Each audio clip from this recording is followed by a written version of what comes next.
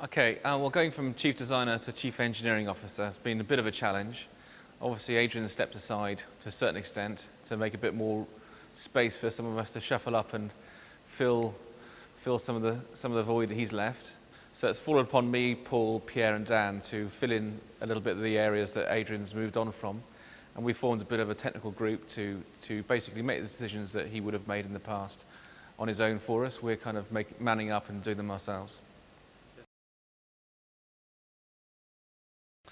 Not so much as last year. Last year's car was a very new car. The regulations were very comprehensive. Regulation changes were very comprehensive.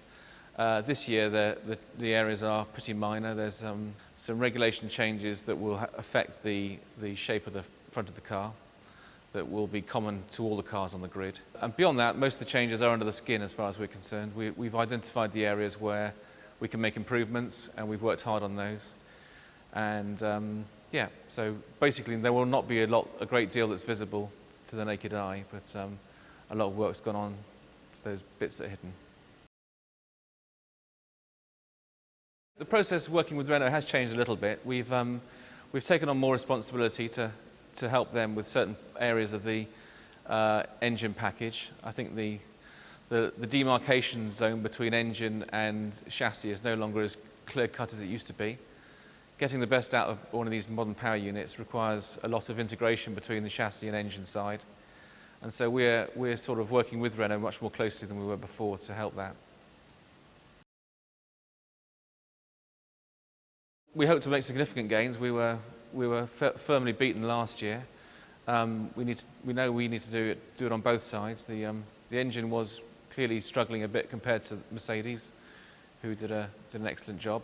We hope to make a reasonable improvement. We'd like to close the gap by a tangible amount. If we can do enough with the engine and enough benefit on the chassis side, then hopefully we can compete and win some more races. Daniel Kvyat is a little bit taller than Daniel Ricciardo, so that presents a bit of a packaging exercise for us. We need to leave a little bit more space for him in the car, but actually he seems to have fitted in quite well. And yeah, we're kind of looking forward to having him along.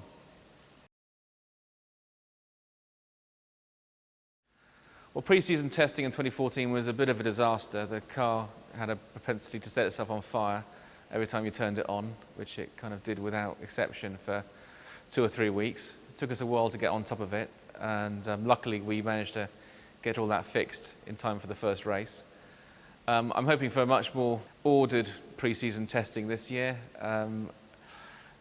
There should be less dramas. You know, the engine's more of a known quantity, and how to get it to perform and operate is more known to us. So unless there's some big howl around the corner, I hope that we'll have a more sensible time.